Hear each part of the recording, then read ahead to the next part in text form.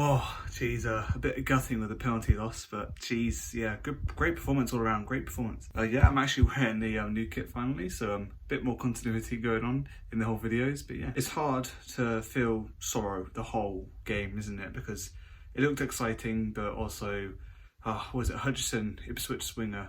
Oh my God. Every time they got the ball down the right to him, he was just insane.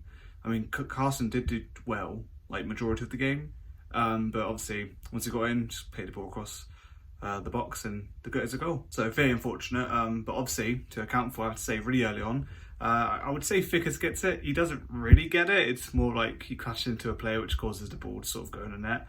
But yeah, you got to take him, I guess, haven't you? But I'm sure he's not taking it.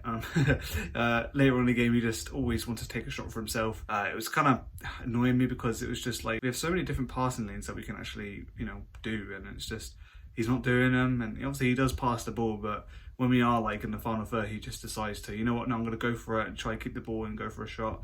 And it just doesn't come out right for us. But yeah, no, a very young squad. The average age, I think, was below 20. So yeah, it's crazy to hear of, really, compared to Ipswich side, which obviously by the look of it, you can see they were taller. Yeah, they have more beards for one. So yeah, definitely an older squad. The likes of Luco actually came on. I didn't think he'll feature, but I suppose, cup game, you got to throw him in. He did, I don't know, I'd say subpar, didn't really have much involvement in the game.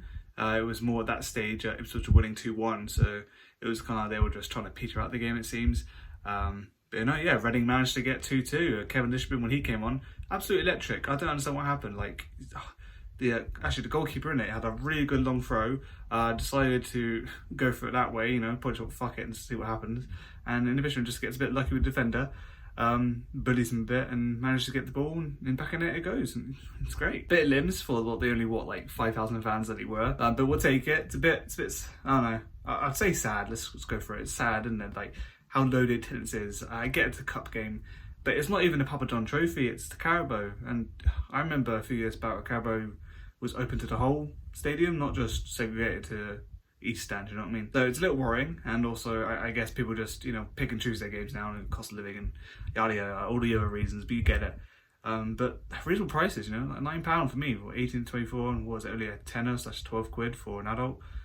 That's a pretty good deal. I mean, when you think about it, the league games are what, like 25 quid bar minimum, so yeah, like, you got to take that when you can, but understandable, it's a weekday and everything. But the atmosphere for who were there was great, actually. We got behind the players.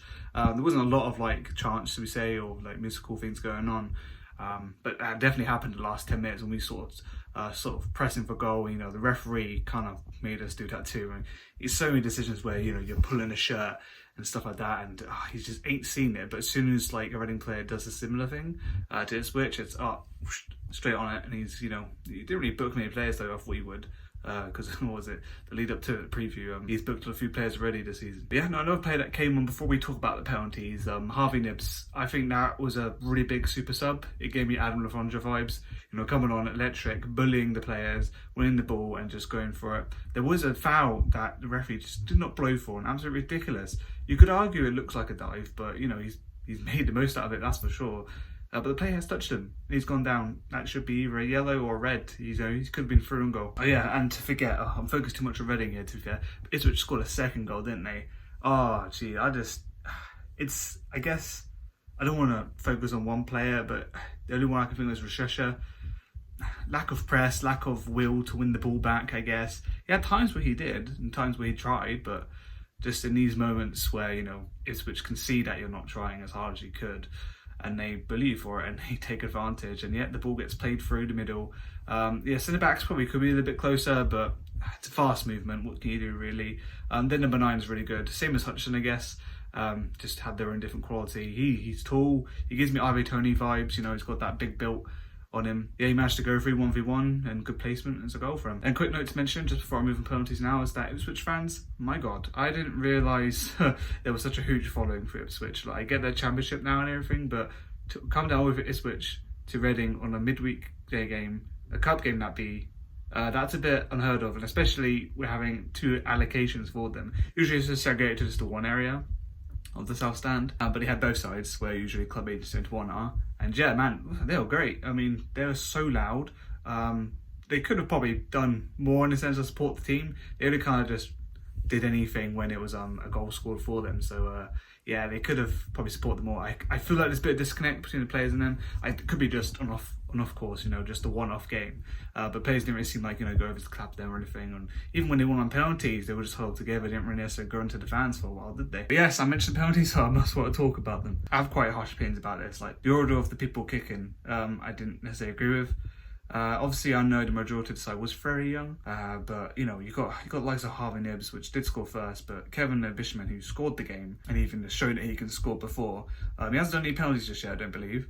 But no, I would have backed him too. But we had Charlie Savage, Vickers, and then Elliott. All I thought, you know, they could possibly bag it in. But obviously being so young and kind of inexperienced in that department, I mean, I don't know how many of them have ever featured in the penalty shootout before. I don't think neither of them have. Maybe Harvey Nibbs, but he's the one who scored, you see. So yeah, rest of them all missing.